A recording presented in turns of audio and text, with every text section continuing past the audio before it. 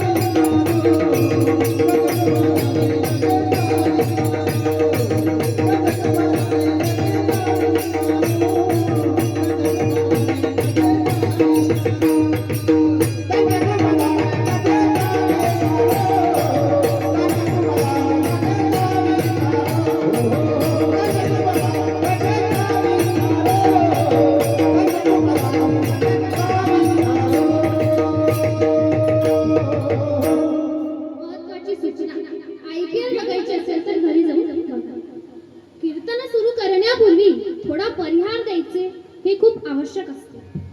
आपल्या गावात चालत आलेला हा अखंड हरिनाम सप्ताह आणि या अखंड हरिनाम सप्ताहामध्ये माझ्या वाटेला आलेले हे चौथे पुष्प.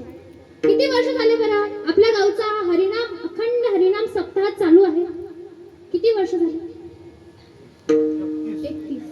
बरोबर, 31वं वर्ष चालू आहे. आपल्या गावचे नागरिक तसेच माझे मोठे बंधू पंकज भाऊ गावंडे यांच्यामुळे आज मी इथे कीर्तन करण्यास उभी आहे. तसेच मला इथे कीर्तन करण्याची संधी दिली त्याबद्दल गावकऱ्यांचे खूप आभारी आहे. तुम्हाला सर्वांना माहिती आहे मी कीर्तनकार नाही, कुठलेही शिबिर केलेले नाही, आळंदी सुद्धा पाहिलेली नाहीये आणि आज तरी इथे कीर्तन करत आहे हे माझं भाग्यच म्हणावं. त्याला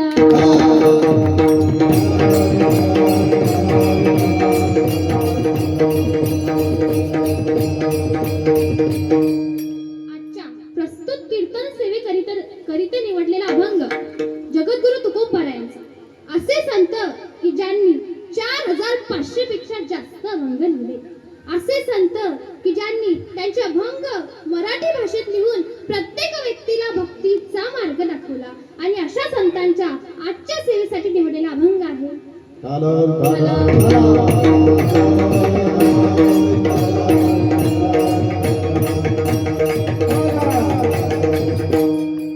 आपुलिया हिता जो असे जागता धन्य माता पिता तयाचिया कुडी कन्या पुत्र होती जे सात्विक तयाचा हरिका वाटे देवा. गीता भागवत करीते श्रवण अखंड चिंतन विठोबाचे तुका म्हणे मज घडो त्यांची सेवा तरी माझ्या देवा पार नाही. हा जगद्गुरु तुकोबारायांचा अभंग आहे. 4 चरणांचा सर्वांचे मुखपाठ असलेला हा अभंग आहे.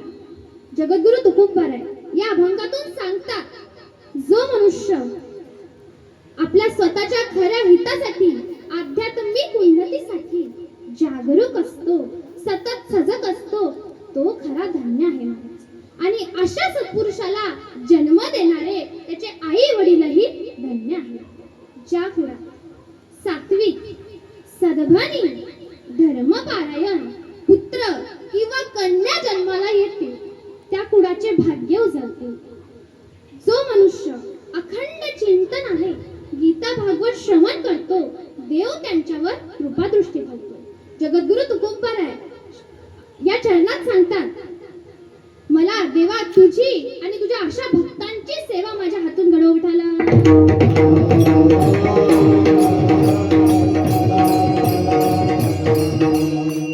हा आपल्या अभंगाचा सरळ सरळ भावार्थ आणि आपल्याला आणखीन सविस्तर जाणून घ्यायचं असेल तर अभंगाचं पहिलं चरण आपुली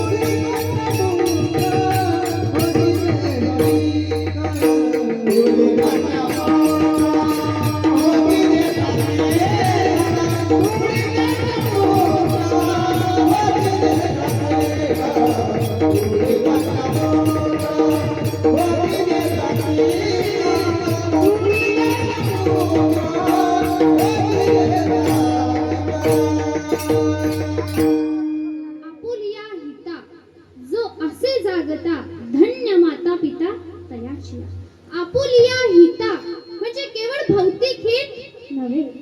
पैसा, मान, सन्मान, प्रतिष्ठा, पद हे केवळ तात्पुरते हित आहे.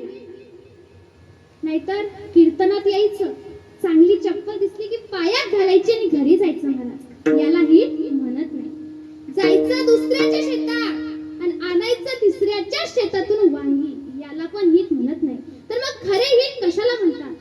जो मनुष्य स्वतःच्या आध्यात्मिक उन्नतीसाठी जागरूक असतो, सतत सजग असतो, त्याला खरे हित असे म्हणतात महाराज.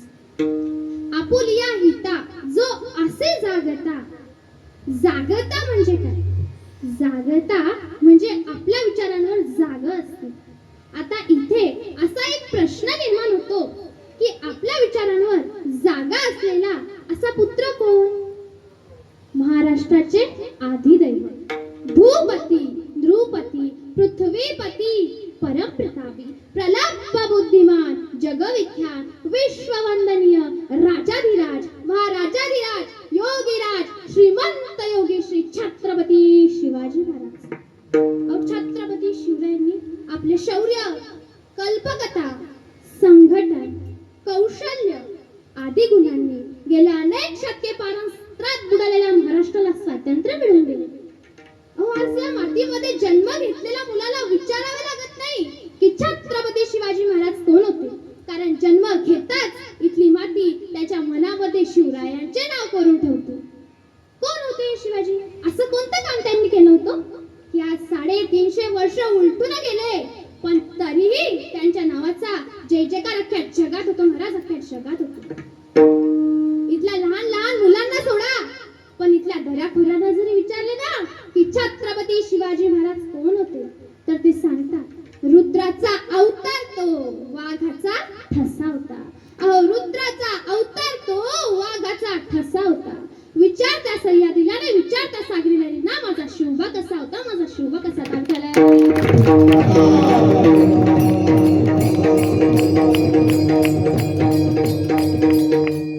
खरं तर छत्रपती शिवरायांचं नावच असं आहे महाराज की त्यांच्या नावातील प्रत्येक अक्षर हे त्यांच्या कार्याची आणि पराक्रमाची महती सांगून जाते, त्यांचे विचार आत्मसात करून जाते. छत्रपती शिवरायांचं नाव आहे महाराज.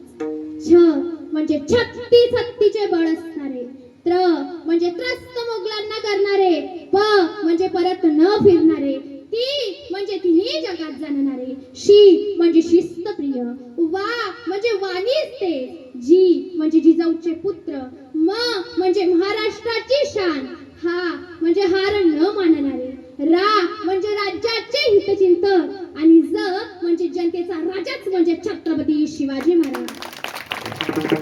कोण एकेकाळी आपण तर जनावरांसारखं जीवन जगत होतो. आपल्या अन्नधान्यावर तर सोडाच, पण आपल्या देहावर देखील आपला अधिकार राहिला नव्हता. अशा या परिस्थितीत महाराष्ट्राला हवा होता एक झंकार, धगमगता पेटता अंगार. अखेर ती वेळ आली आणि सह्याद्रीची गर्जना झाली. एकच राजा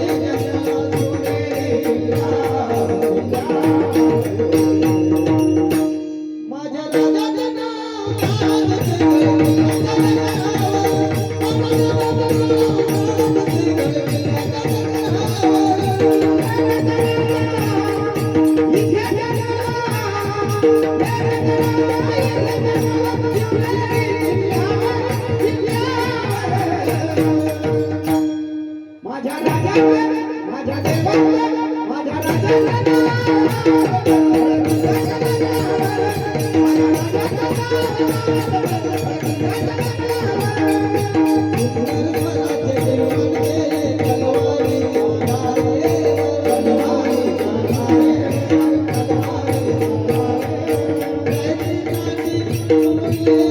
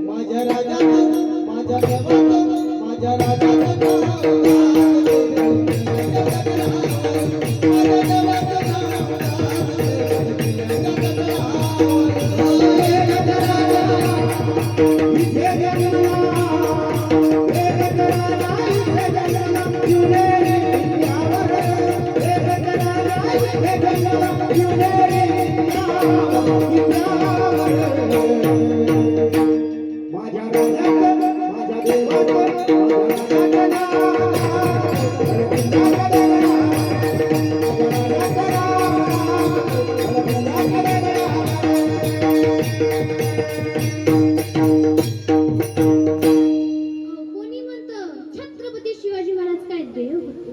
अहो ते देव होते म्हणून आज आपल्या मंदिरातील देव आहे. हो महाराज, म्हणून आपल्या मंदिरातील देव आहे.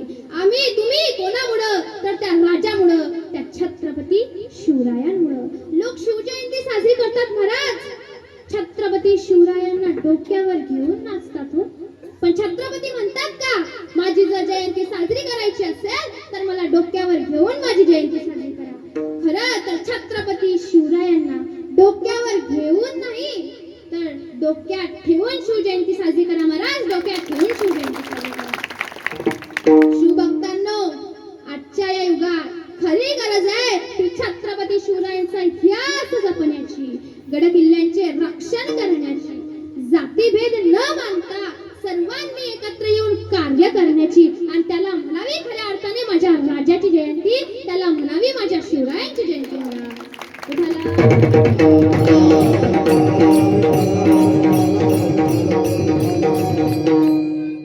धन्य माता पिता तयाची. आता छत्रपती शिवरायांसारख्या सात्विक मुलाला जन्म देणारे त्याचे आई वडीलच खरे धन्य असतात महाराज. वीर माता राष्ट्रमाता जिजाऊंनी छत्रपती शिवरायांना लहानपणापासून सत्यासाठी आणि न्यायासाठी लढायला शिकवले. जर कोणी चुकत असेल तर त्याला सत्याची वाट दाखवा आणि जर कोणी लढत असेल तर त्याला मराठ्याची जात दाखवा, अशी शिकवण लहानपणापासून जिजाऊंनी शिवांना दिली महाराज. शिवांना दिली. आणि आजच्या युगात आपण काय पाहतो? काय पाहतो? प्रत्येक लहान मुलाच्या हाती मोबाईल आहे. अख्ख्या जगाच्या कानोकोपऱ्यात महाराज हीच परिस्थिती आहे. आमच्या तुमच्या घरी सारखं मोबाईल मोबाईल मोबाईल, जिकडं तिकडं मोबाईल. आताही कुठल्याही लहान मुलाला समोर बोलवा, त्याला म्हणा YouTube कुठे आहे, तो लगेच लावून देतो महाराज. कशाचे परिणाम? जेव्हा ते बाळ गर्भात असते तेव्हा त्याची आई त्याला सर्व शिकून देते. YouTube कुठे आहे, WhatsApp कुठे आहे, सर्व शिकून देते महाराज. आणि बाहेर येऊन त्याला काही सांगावं लागत नाही. आणि आजच्या युगात आपल्याला मोबाईल पाहायला मिळतो महाराज. आणि आपण आपल्या इतिहासाचा विचार करतो का? वीर माता राष्ट्रमाता जिजाऊंनी जर शिवबांच्या हाती मोबाईल दिला असता तर आज तुम्ही आज इथे असता का?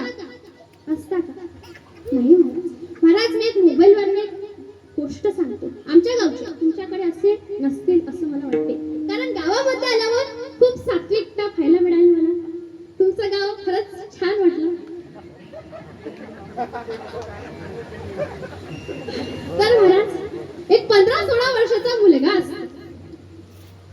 आता त्याला सवयच असते संडास बाथरूम मध्ये मोबाईल घेऊन जायची. आता तुम्ही म्हणाल महाराज त्यात काय मोठं, आम्ही पण घेऊन जातो.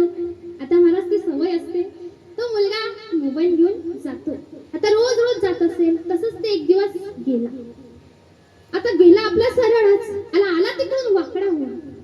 आता त्याच्या आई वडील टेन्शन मध्ये पडले की हा गेला सरळ आणि आला वाकडा होऊन. याला झालं तरी काय, त्याला कसला झटका आला की काय, असं त्याच्या आई वडिलांना वाटतं महाराज. ते डॉक्टरांना फोन करतात. डॉक्टर घरी येतात.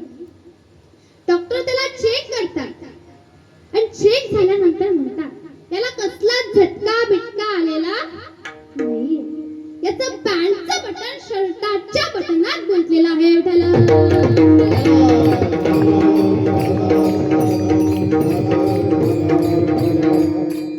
सांगायचं तात्पर्य यातून एवढंच महाराज, मोबाईल कुठेही वापरायचा नाही. कामोकामी वापरा मोबाईल. 50% मोबाईलचे फायदे असतात तर 50% तोटे असतात. आपण घेतला तर 100% फायदा करून घेऊ शकतो आणि 100% तोटा करून घेऊ शकतो महाराज. आणि आजच्या युगात तीच परिस्थिती आहे. 100% तोटा होत आहे महाराज. 100% तोटा होत आहे. असं न होता आपण त्या मोबाईलचा चांगल्या कामासाठी वापर करावा. मोबाईल वापरू नका या मताची मी अजिबात नाहीये, पण मोबाईल कामोकामी वापरा हे मात्र नक्कीच आहे विठाला.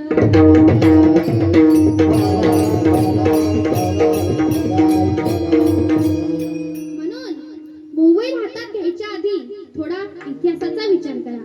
जर वीरमाता राष्ट्रमाता जिजाऊंनी जर शिवबांच्या हाती मोबाईल दिला असता तर आज आपण येथे असतो का? नाही ना. म्हणून महाराज इतिहासाचा विचार करा आणि नंतरच मोबाईल हाती घ्या विठाला.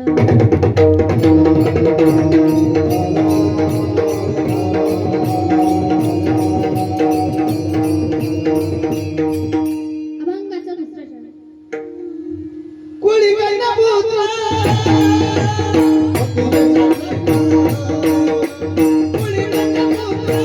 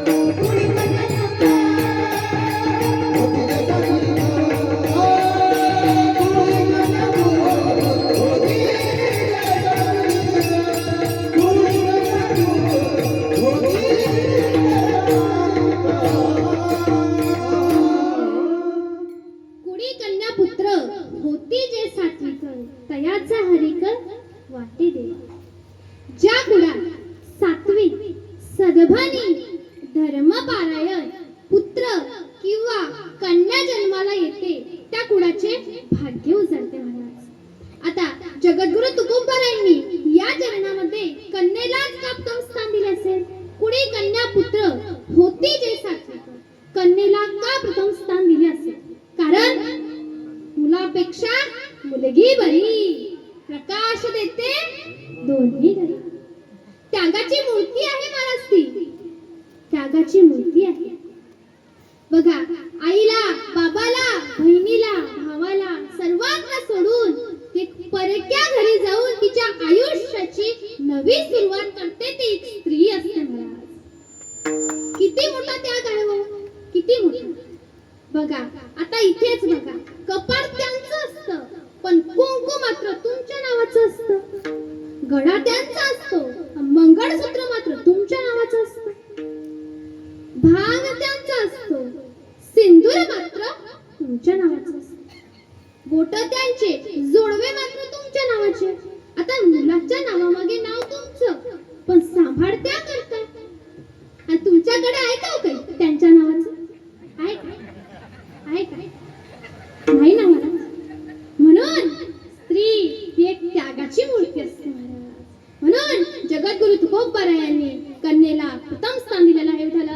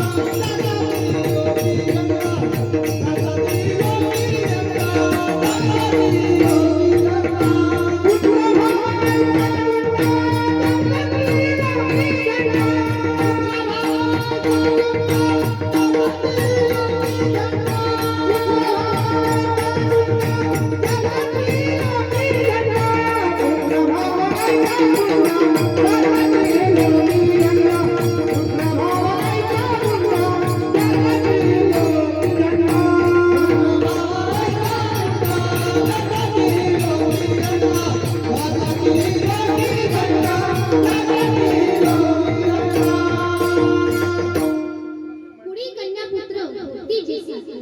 मग सात्विक कशाला म्हणायचे? जो कोंबडा कट करतो, गावात फटफटे घेऊन फिरतो, त्याला म्हणायचे का सात्विक? म्हणायचे का? काय महिला मंडळ म्हणायचे का?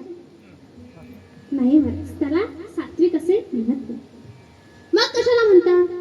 जो 90 त्याला म्हणतात का? तुम्हाला समजलं असेल. जो 90 घेतो महाराज त्याला म्हणायचे का सात्विक? बोलत चला, ओळखीचीच आहे, परगावची नाही. त्याला म्हणायचे का सात्विक? तर नाही महाराज, त्यालाही नाही. मग सात्विक कशाला म्हणायचे?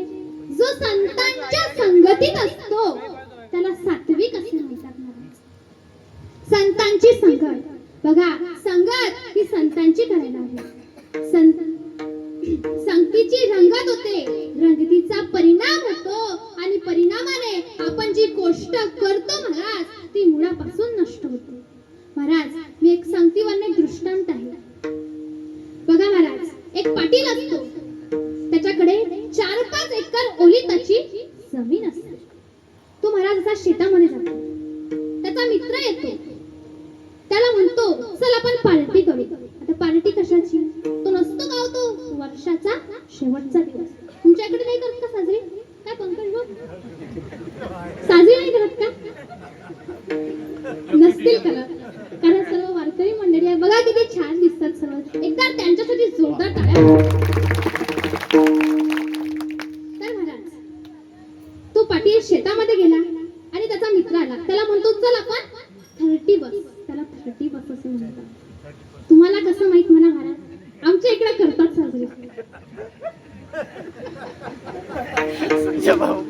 त्याला म्हणतो चल आपण 30 बसची पार्टी करू.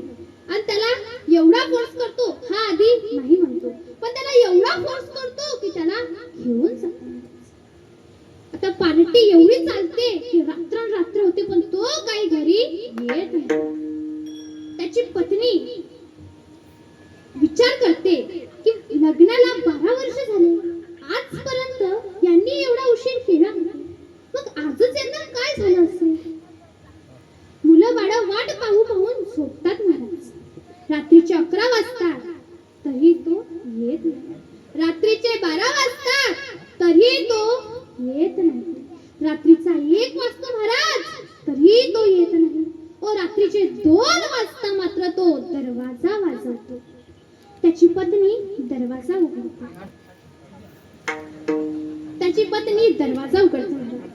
त्याला एवढं नशेत पाहून ती तेव्हा काहीच बोलत नाही. उद्या सकाळी बोलू असं म्हणून तीही झोपून राहते. हा पाटील मस्त गारगुर झोपतो, कारण पार्टी करून आला होता 30 बसची. आता झोपतो, सकाळी उठतो आणि उठल्या शेतामध्ये जातो महाराज. शेतामध्ये जातो आणि असा विचार करतो की काल आपण दारू पिली, पण आपल्या पत्नीने आपल्याला काही म्हटलेच नाही. मग काल म्हटलं नाही, आजही म्हणणार नाही, उद्याही म्हणणार नाही. असं करून करून तो रोज दारू प्यायला लागला महाराज. रोज तो पूर्णपणे व्यसनाच्या आहारी गेला. एवढा आहारी गेला की त्याच्या घरी एक पैसा सुद्धा राहत नाही. तो एक करून सर्व जमीन विकून टाकतो महाराज. पत्नी, मुलं बाळ सर्व रस्त्यावर येतात महाराज, सर्व रस्त्यावर येतात. त्यांच्याकडे एक पैसा सुद्धा राहत नाही, पण व्यसन फार भारी असतो बरं. तो काही करून कोलचेट लावतो महाराज. तो गावच्या सावकाराकडे जातो, म्हणतो, सावकार मला दारू प्यायला पैसे द्याल का? तेव्हा सावकार म्हणतो, तुला जर दारू प्यायची असेल तर तू तुझ्या बायकोच्या भर चौकात कमरेत लाट घाल, तेव्हा मी तुला पैसे दे, असा म्हणतो महाराज. आणि हा त्याच्या बायकोला शोधतो. त्याची बायको एका हापशीवर पाणी भरत असते महाराज. तिला ओढत ओढत भर चौकात नेतो आणि चौकात नेऊन तिच्या कमरेत लात घालतो महाराज. ती रडते, तिला हा अपमान सहन होत नाही महाराज. ती खूप रडते, त्याला विचारते, अहो मी काय केलं, माझा काय गुन्हा आहे की तुम्ही भर चौकात माझ्या कमरेत लात घालत आहात, भर चौकात माझ्या कमरेत लात घालत आहात, अहो सांगा ना मी काय केलं. ती अशी विचारते महाराज.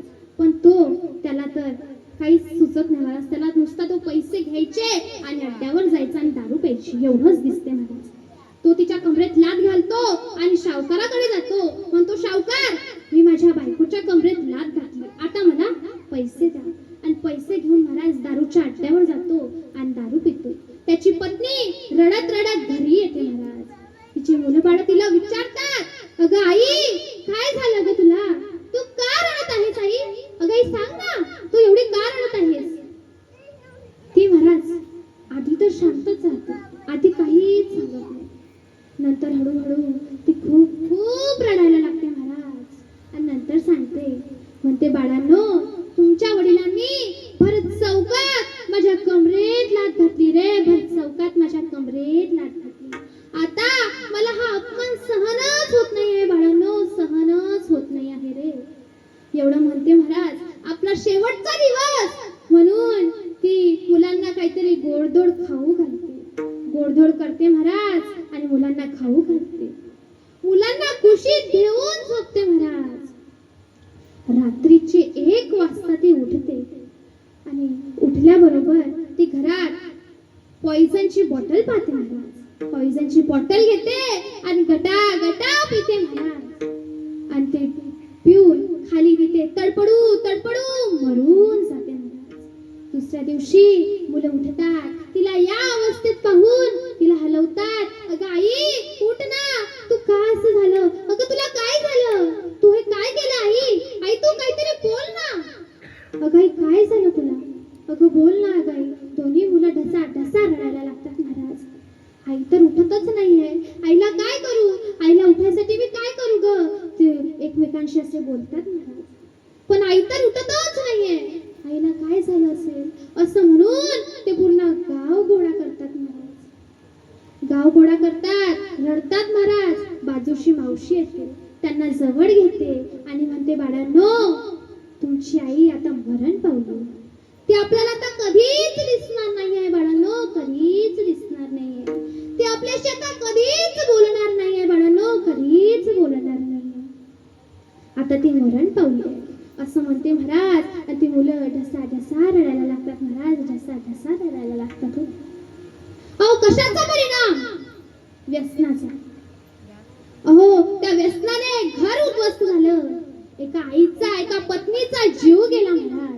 म्हणून मी तुमच्या हात जोडून विनंती करते की व्यसनाच्या आहारी लागू नका, व्यसन करू नका महाराज. व्यसनाने खूप खूप सुख मिळतं तेव्हा, आणि नंतर मात्र खूप खूप दुःखही तेवढंच जास्त मिळतं महाराज. म्हणून व्यसन करू नका महाराज. मी हे सांगत नाहीये तर हात जोडून विनंती करत आहे महाराज. बघा महाराज काय झालं.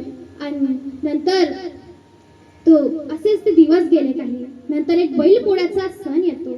त्या सणाच्या दिवशी तो लहान मुलगा गावच्या सावकाराकडे जातो, म्हणतो, सावकार मला आज तुमचे बैल पकडू द्याल का, आज मी तुमचे बैल पकडले की तुम्ही मला 2 पोळ्या द्याल आणि त्यामधली एक मी खाईन आणि एक माझ्या बहिणीला देईन. हो महाराज, एक माझ्या बहिणीला देईन. बघा हो महाराज कशाचा परिणाम, व्यसनाचा.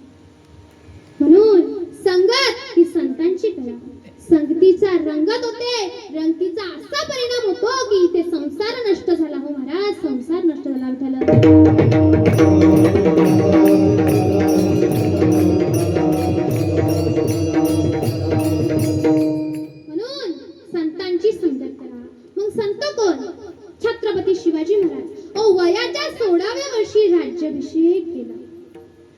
ज्ञानेश्वर महाराज वयाच्या 16व्या वर्षी ज्ञानेश्वरी लिहिली. अहो जगद्गुरु तुकोबराय ज्या वाटेने चालायचे महाराज ती वाट देखील विठ्ठल विठ्ठल म्हणायची. इकडे आपली वाट लागली पण तरी आपण विठ्ठल विठ्ठल म्हणत नाही. अहो जनाबाईच्या गौऱ्या त्या देखील विठ्ठल विठ्ठल म्हणायच्या आणि इकडं आपल्या गौऱ्या पेंड्यावर गेल्या पण तरी आपण विठ्ठल विठ्ठल म्हणत नाही.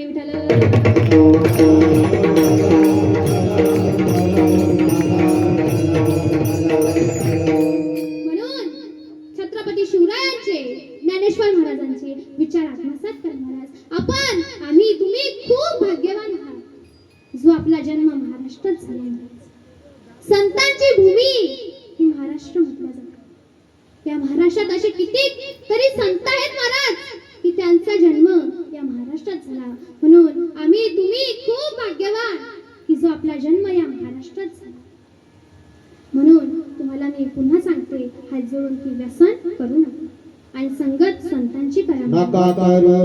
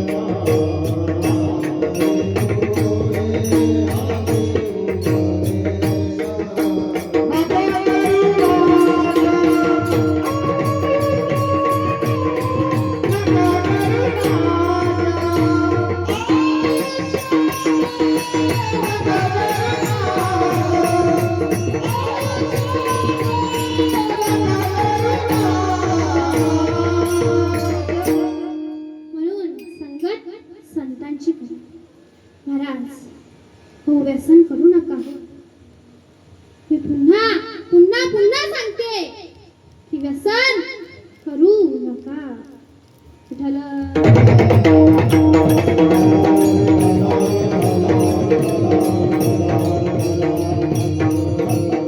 महाराज तुम्ही बोर होतात बरं एक सांगा तुमचं लक्ष माझ्या कृतींवर आहे की बोलण्यावर आहे?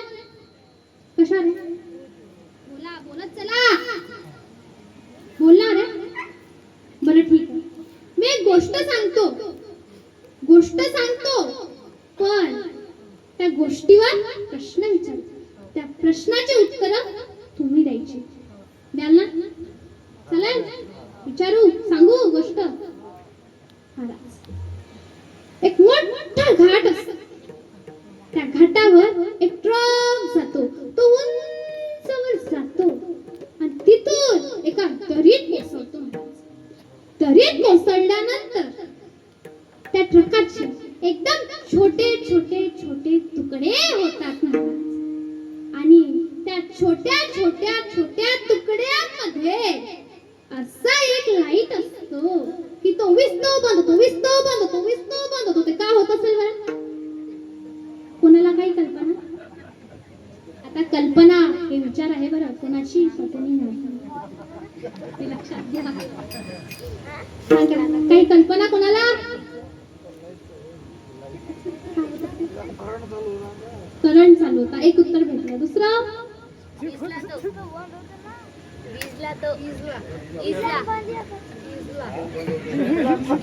आता बघा इथे लहान लहान मुलं आहेत पण त्यांचं लक्ष माझ्या बोलण्यावर होतं आणि तुम्ही काय म्हटलं होतं तुमचं लक्ष माझ्या बोलण्यावर आहे पण तुम्ही मला सांगितलंच नाही. आणि विजणे आणि बंद होण्यामध्ये कोणता फरक मोठा आहे? कोणता फरक? विजणे म्हणजे बंद होणे आणि बंद होणे म्हणजे विजणे. मग तुमचं तर लक्ष माझ्या बोलण्यावर होतं. मग हे काय नाही सांगितलं? या मुलांचं लक्ष माझ्या बोलण्यावर होतं महाराज.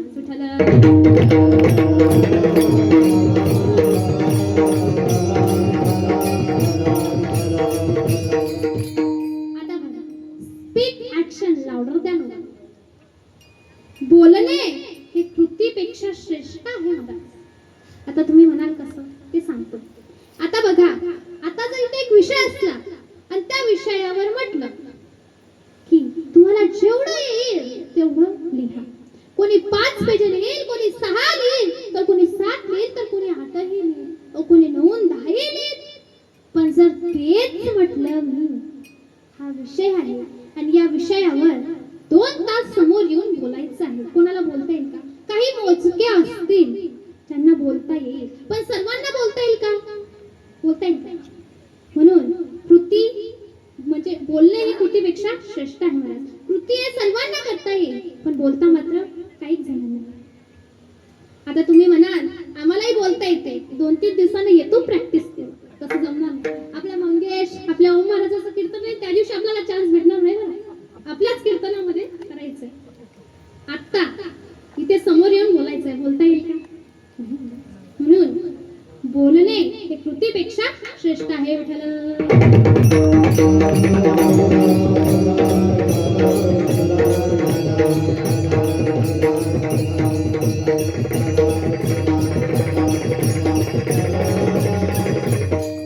म्हणून माझ्या कृतीपेक्षा बोलण्यावर जास्त लक्ष ठेवा. अभंगाचा 3रा चरण. गीता भागवत करी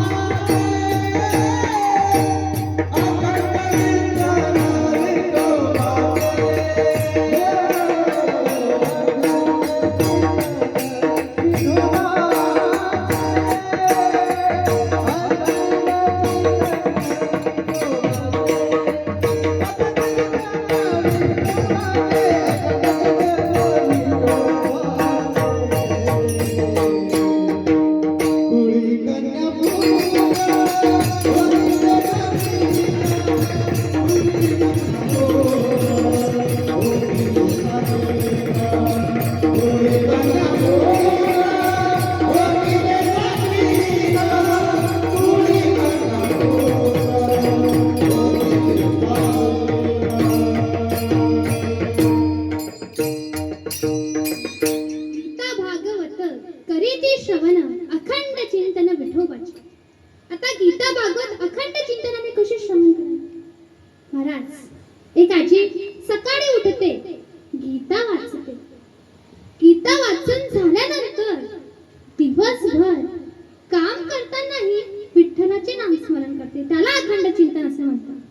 एक शेतकरी शेतात राब राब राबतो हो, पण तो राब राब राबतानाही विठ्ठलाचे नामस्मरण करतो मनोमन. विठ्ठल विठ्ठल अशा प्रकारे त्याला अखंड चिंतन असे म्हणतात महाराज. आज आपल्या कीर्तन सेवेत आपणही विठ्ठलाचे एक वेळ नामस्मरण करू. करा हात वर. सर्व महिला मंडळ सर्वांनी गेले.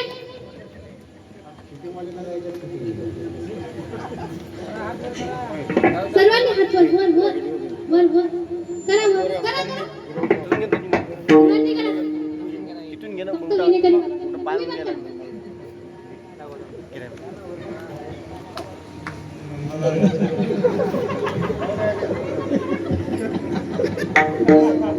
आता आपण देवाचे नाम विठ्ठल माझा माझा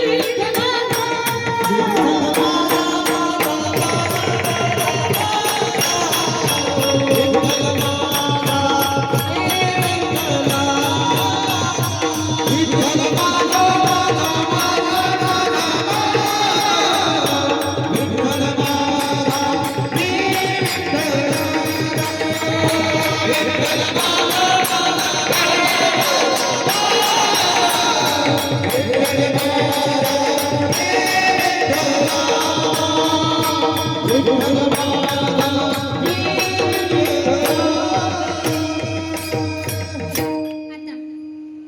फक्त पुरुष मंडळी म्हणते, मी समोर म्हणेन, माझ्या मागे म्हणाल, हात वर करून. फक्त महिला मंडळ तुम्ही थांबा. आता पुरुष मंडळी तुम्ही करा हात. पाहू दाखवा आपल्या बाबाला. विठ्ठल माझा माझा माझा माझा माझा.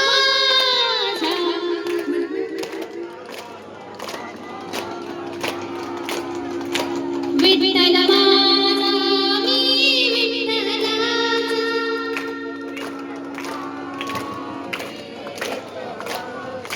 विठ्ठल माझा माझा माझा माझा माझा.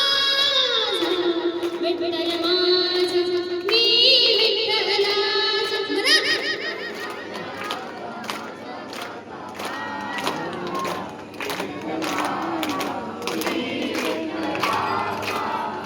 आता महिला करा करा करा.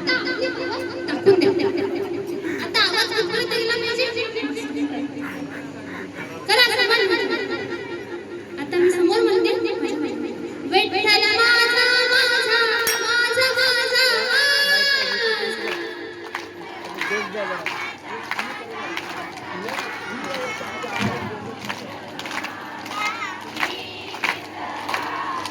विठ्ठल माझा विठ्ठल माझा मी विठ्ठलाचा.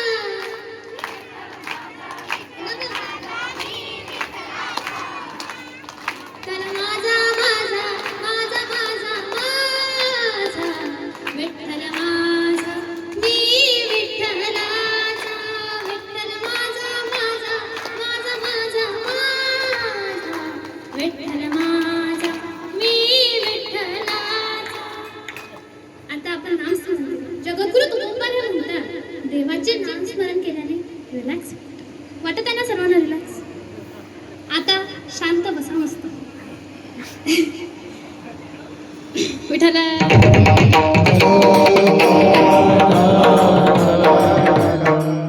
गीता भागवत करीती श्रवण अखंड चिंतन विठोबाचे. अखंड चिंतन कशाला म्हणायचे? अखंड चिंतन आपल्या 24 तासातले 5 मिनिट तरी देवाला द्या महाराज.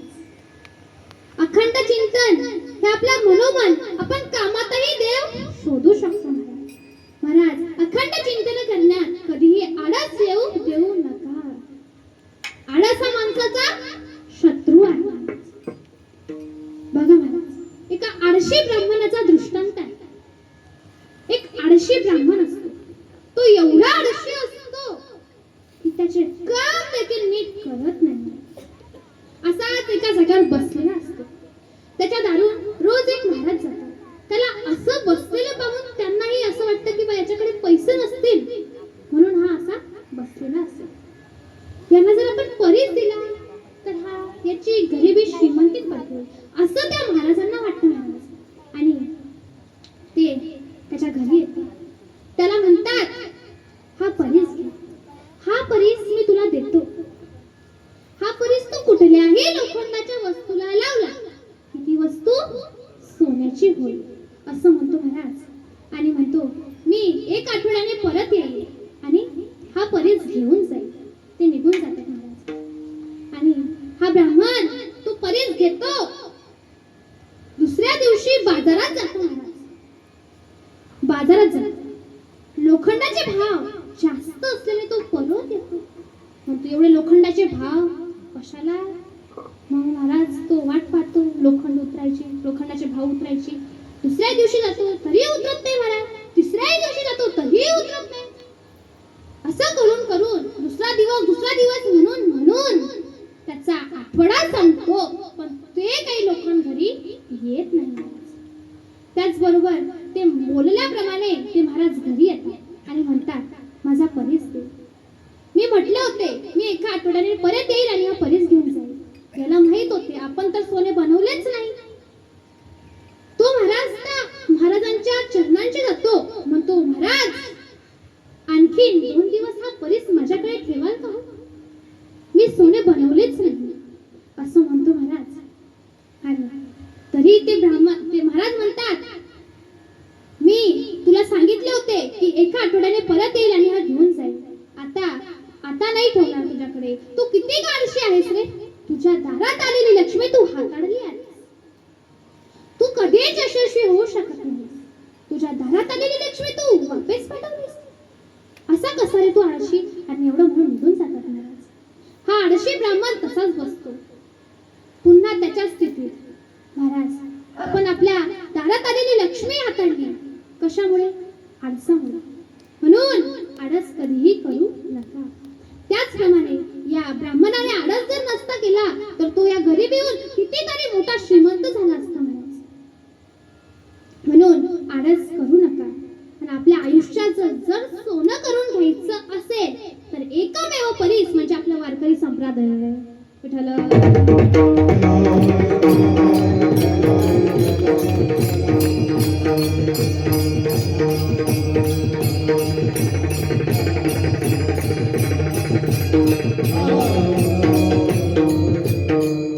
म्हणून देवाचे नाम स्मरण करत जा. दिवसातल्या 24 तासातले 5 मिनिट तरी देवाला देत जा. असं काही म्हणत नाही देव माझ्या जवळ बसा आणि नंतरच नाम स्मरण करा. आपल्या कामातही आपण देव शोधू शकतो महाराज. आपलं काम करताना आपण अखंड चिंतन करू शकतो महाराज. महाराज, 2 मित्राची गोष्ट आहे. 2 मित्र असतात. ते रस्त्याने असे चाललेले असतात. एक असा आपला अखंड हरिनाम जसा आहे आपला तसाच तिथेही चालू असतो. आणि तिथे आपल्या मंगेश महाराजांचं कीर्तन सुरू असतं. तर महाराज, एक मित्र म्हणतो चल आपण कीर्तनात जाऊ. आणि दुसरा म्हणतो चल आपण सुव्याच्या अड्ड्यावर जाऊ. एक कीर्तनात जाऊन बसतो आणि दुसरा जुव्याच्या अड्ड्यावर जाऊन बसतो. जो कीर्तनात बसतो तो फक्त शरीराने असतो. त्याचं सर्व मन कुठे? माझा मित्र किती छान जुवा खेळत असेल, मीही गेलो असतो तर. त्याचं सर्व मन महाराज त्या जुव्याच्या अड्ड्यावर असतं. आणि जो जुव्याच्या अड्ड्यावर जातो तो असा विचार करतो की माझा मित्र किती छान वेळ घालवत असेल, हरिनामाचं नाम घेत असेल असा म्हणतो महाराज. आणि तो साईडला बसतो आणि तिथेच अखंड चिंतन देवाचे करतो महाराज. दोघांनाही सारखंच स्मरण. जो कीर्तनात बसलेला असतो तो नरकात जातो आणि जो अड्ड्यावर बसलेला असतो तो स्वर्गात जातो. जो कीर्तनात बसलेला असतो तो यमराजाला प्रश्न करतो की असे का झाले, मी तर कीर्तनात बसलेलो होतो. तेव्हा यमराज म्हणतात तुम्ही कुठेही बसले तरी देवाचं नाम करायचं. तुम्ही कुठल्याही ठिकाणी बसले तरी देव तुमच्या मनात आहे. म्हणून कुठेही देवाजवळ बसूनच देवाचे नामस्मरण करावे असं नाही महाराज. आपण आपल्या कामातही देव शोधू शकतो. म्हणून देवाचे 5 मिनिट तरी नामस्मरण करत जा.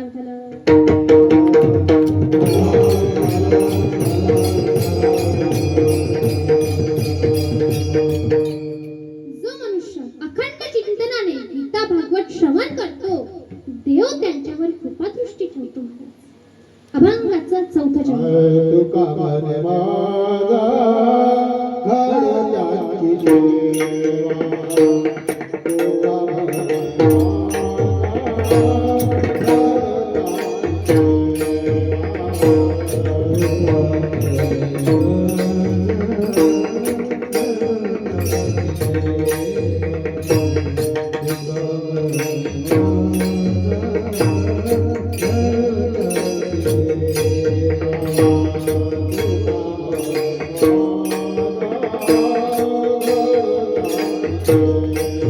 Thank you.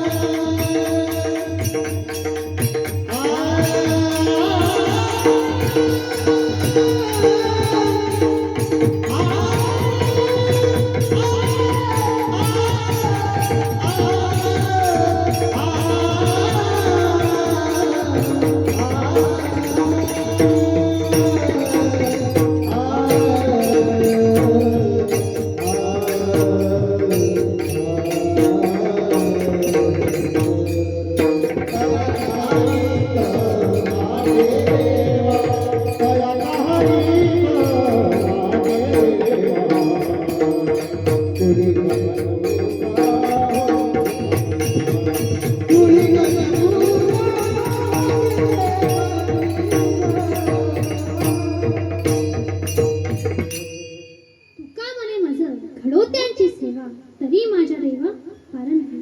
जगद्गुरु तुकोबर आहे या चरणातून सांगतात देवा मला तुझी आणि तुझ्या अशा भक्तांची जे अखंड चिंतनाने गीता भागवत श्रवण अशा भक्तांची सेवा माझ्या हातून घडव असे जगद्गुरु तुकोबर आहे सांगतात महाराज. आज काय आहे?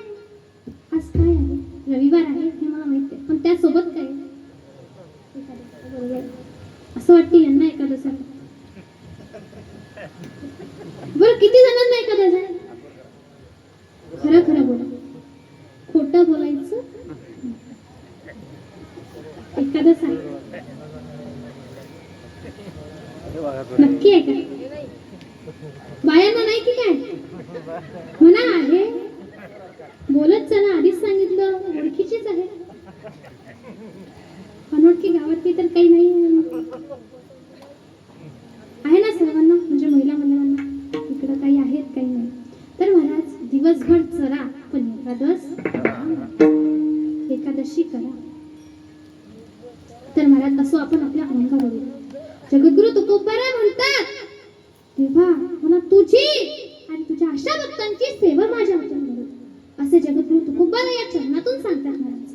महाराज मी काही अशा गोष्टी सांगतो या अपेक्षेने की त्या गोष्टी तुम्ही तुमच्यात नक्कीच आत्मसात करा. पहिली गोष्ट म्हणजे आपल्या आई वडिलांचा आदर करा महाराज. आपल्या आयुष्याच्या प्रत्येक टप्प्यावर ती एक वेगळ्या रूपात असते. कधी आई म्हणून तर कधी मैत्रीण म्हणून ती नेहमी आपल्या सोबत असते. कोणाची प्रेरणा असते, कोणाची गरज असते. एक स्त्री म्हणून ती नेहमी तुमच्या पाठीशी उभी असते. एक स्त्री म्हणून ती नेहमी तुमच्या पाठीशी उभी असते. आपल्या घरात अशी एक व्यक्ती असते की जी उशिरा झोपते पण सकाळी लवकर उठते. ती म्हणजे आपली आई असते. मुलाचं पोट भरावं म्हणून तिचा घास कमी करते ती एक आई असते. आपण चालायला शिकलो, चालता चालता पडलो, पडल्यावर सर्वात आधी धावून येते ती आई असते. म्हणून जगात जर निस्वार्थ प्रेम जर कोणाचं असेल तर ते आईच असतं महाराज, आईच असतं. देव नाही म्हणणाऱ्यांनो एकदा आपल्या आईच्या चेहऱ्याकडे बघा, तेथेच देवाचं खरं रूप तुम्हाला दिसेल.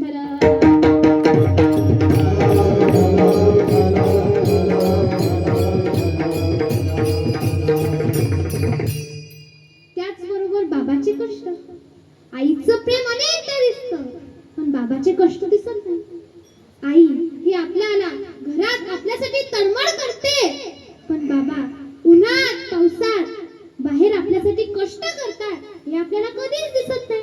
बाप करी गोडी लेकराची गोडी, बाप करी गोडी लेकराची गोडी, बाप करी गोडी लेकराची गोडी, बाप करी गोडी लेकराची गोडी.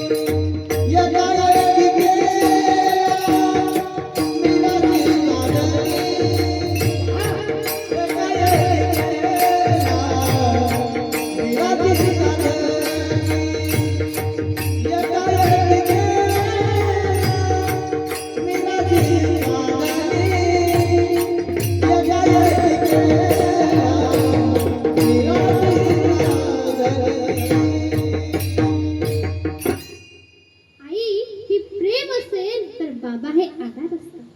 आई ही प्रेम असेल तर बाबा हे आधार असतात. आई ही घराचं हृदय असेल तर बाबा हे घराचे कणा असतात. महाराज, बाबा हे घराचे कणा असतात. म्हणून आई वडिलांची सेवा करा. आई वडिलांची सेवा हीच खरी ईश्वर सेवा आहे महाराज. हीच खरी ईश्वर सेवा आहे. आईला बाबाला कधी दुखवू नका महाराज. महाराज, एक आईवरनं दृष्टांत आहे. एक 5 वर्षाचा मुलगा असतो. तो सकाळी उठतो. उठल्या उठल्या त्याच्या आईला झोपलेलं पाहतो. त्याच्या आईला हलवतो. गाई उठ, माझी शाळेची वेळ होत आहे, उठ. मला वाटतं रोज आपली आई लवकर उठायची, मग आजच तिला काय झालं असेल असं म्हणतो महाराज तो. घरचे सर्व शांत बसले असतात. त्याच्या आईला तो हलवतो. गाय उठ ना आई, माझी शाळेची वेळ होते, आई उठ असं म्हणतो महाराज. पण आई तर उठतच नाहीये महाराज. आई उठतच नाही, कारण ती तर गतप्राण झाली आहे महाराज. महाराज, तो रडतो मुलगा, आई उठत का नाहीये, आईला काय झालं असं म्हणून तो महाराज रडतो. असेच काही दिवस जातात महाराज. ते 5 वर्षाचे मुलाचे वडील दुसरं लग्न करतात महाराज. त्या 5 वर्षाच्या मुलाला सावत्राई येते महाराज. ती सावत्राई म्हणते, बाड्या भांडी घास, बाड्या कपडे धु, नाही तर जेवायला नाही देणार असं म्हणते महाराज. आणि त्याला काम सांगते. एक दिवस असंच त्याला साडी प्रेस करायला लावते महाराज. तिकडून त्याचा मित्र येतो आणि त्याला म्हणतो, बाड्या मला तुझी शाळेची वही दे रे. एवढं म्हणतो महाराज. आणि हा बाड्या साडी प्रेस करता करता ती गरम झालेली प्रेस तशीच त्या साडीवर ठेवतो महाराज. आणि वही आणायला, वही आणेपर्यंत ती गरम झालेली प्रेस तशीच त्या साडीवर असल्यामुळे ती साडी जळून जाते महाराज. आणि त्या जळलेल्या साडीचा वास त्याच्या आईला जातो. त्याची आई धावत येते. त्याला म्हणते, बाड्या हे तू काय केलंस, माझी ठेवून द्यायची साडी तू जाळलीस. बाड्या तू चूक केली, तुला चुकीची शिक्षा झालीच पाहिजे असं म्हणते महाराज. आणि त्याला कपडे घालायला लावते. त्याच्या पाठीवर ती गरम झालेली प्रेस ठेवते. हो महाराज, गरम झालेली प्रेस ठेवते. त्याच्या पाठीला फोड येतो. तो जोरात ओरडतो, आई. तो रडत रडत देवाजवळ जातो महाराज. देवाला म्हणतो, देवा तू माझ्या आईला का नेलस रे देवा, असं का केलंस तू, का नेलस रे देवा, माझ्या आईला का नेलस. देवाच्याच बाजूला त्याच्या आईचा फोटो लावलेला असतो महाराज. त्याच्या आईच्या फोटो जवळ जातो आणि गुडघ्यावर बसतो. त्याच्या आईला म्हणतो, आई तू का गेलीस ग, मला सोडून तू का गेलीस, तुला जायचं होतं तर मला पण सोबत घेऊन जायचं असतं ग आई, येथे मला खूप त्रास होत आहे गाई, खूप त्रास होत आहे असं म्हणतो महाराज. आणि रडतो महाराज. तिकडून त्याचे वडील त्याला आवाज देतात, म्हणतात, बाड्या इकडे ये. बाड्या जातो महाराज. आणि त्याला म्हणतात, बाड्या तुझी पहिली आई चांगली होती का ही आई रे. बाड्या म्हणतो, बाबा माझी पहिली आई ही खूप खोटारडी होती बाबा, खूप खोटारडी होती. आणि दुसरी आई मात्र खूप खरी आहे बाबा, खूप खरी आहे. त्याचे वडील त्याला विचारतात, बाड्या हे कसं रे. तेव्हा त्याचे वडील म्हणतात, तेव्हा बाळा म्हणतो, बाबा माझी पहिली आई मला म्हणायची, बाळ्या अभ्यास कर नाही तर जेवायला नाही देणार, बाळ्या शाळेत जा नाही तर जेवायला नाही देणार. आणि नंतर मात्र बाबा मला मांडीवर घेऊन भरवायचे, हो मला मांडीवर घेऊन भरवायचे. आणि ही आई मला म्हणते, बाबा बाळ्या कपडे धु नाही तर जेवायला नाही देणार, बाळ्या भांडी घास नाही तर जेवायला नाही देणार. आणि बाबा खरंच माझ्या पोटात 4 दिवस झाले हो अन्नाचा कण नाही हो महाराज, अन्नाचा कण नाही विठ्ठल.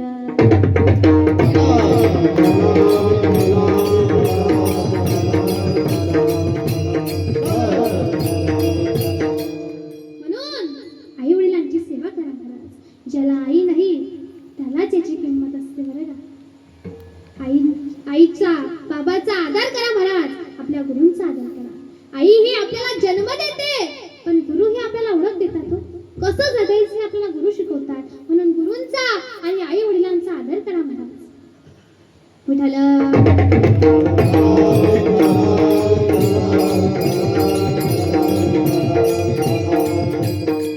दुसरी गोष्ट म्हणजे गौमातेचं आणि निसर्गाचं रक्षण करा. गौमाता आपल्या संस्कृतीत गौमाताला माता मानलं जाते आणि तिचं रक्षण करणं हे आपलं कर्तव्य आहे. निसर्ग, पाणी, फुलं, फळं हे सर्व देवाची देणगी आहे आणि त्याचं रक्षण करणं हा आपला हिंदू धर्म आहे महाराज, हा आपला हिंदू धर्म आहे.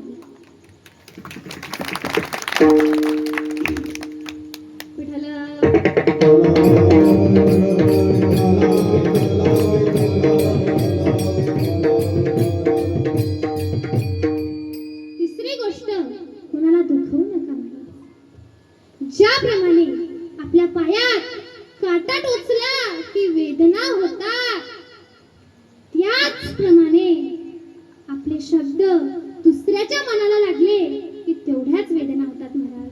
म्हणून बोलायच्या आधी थोडा विचार करत जा आणि विचार करूनच बोलत जा, जेणेकरून आपले शब्द हे दुसऱ्याच्या मनाला लागले नाही पाहिजे महाराज.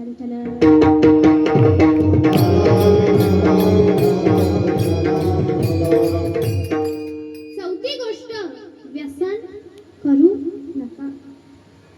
पुन्हा सांग, हात जोडून विनंती करत आहे की व्यसन करू नका. बघा महाराज, संगतही चांगली करा, संगत ही संतांची करा. संगतीचा रंगत होते, रंगतीने असा परिणाम होतो की त्या परिणामाने आपण जी गोष्ट करायला जातो ती गुणापासूनच नष्ट होते महाराज. म्हणून व्यसन करू नका आणि संगत ही चांगल्या लोकांची करा महाराज. विठ्ठल.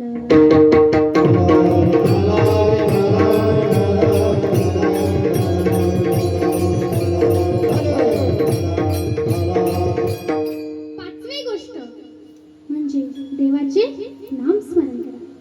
आपल्या 24 तासातले 5 मिनिट तरी देवाचे नामस्मरण करायचं महाराज. देव म्हणत नाही माझ्या जवळ बसा आणि मला पुसता पुसता माझे नामस्मरण करा, असं देव म्हणत नाही महाराज. आपल्या कामातही आपण देव शोधू शकतो, आपल्या मनात देव आहे महाराज.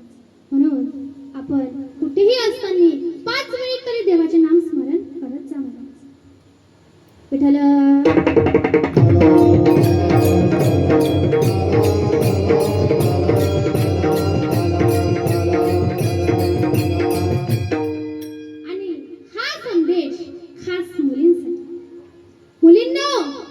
स्वतःच्या करिअरवर ठाम राहा पोरींनो.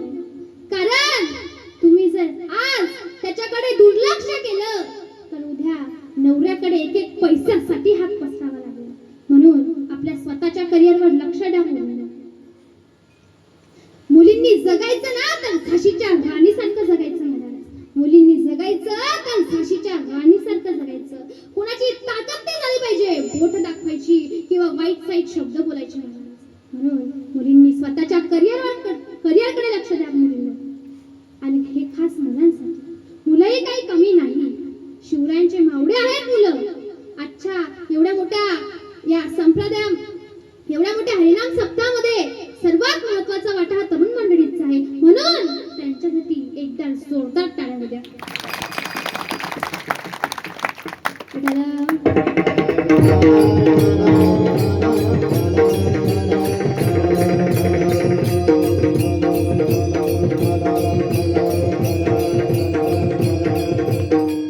तसेच आपल्या गोड अशा कीर्तन सेवेला साथ देणारे आमचे मृदंगाचार्य महाराज अमोल महाराज, तसेच गायनाचार्य बंडू महाराज, नागेश महाराज, मुळे महाराज आणि वेगनाथ महाराज, त्याचबरोबर विघ्नेकरी बाबा आणि गावातली सर्व टाळकरी मंडळी आणि सर्वात महत्त्वाचं म्हणजे तुम्ही सर्व इथे बसलेले गावकरी, तुमच्या सर्वांच्या चरणी नतमस्तक होते आणि माझ्या तोंडून निघालेले वाईट शब्द हा माझा बुद्धीचा दोष आणि निघालेले चांगले शब्द मी हनुमंतरायाच्या चरणी अर्पण करते. तुमच्या सर्वांच्या चरणी नतमस्तक होते आणि कीर्तन सेवेला इथेच पूर्णविराम देते. ज्ञानेश्वर.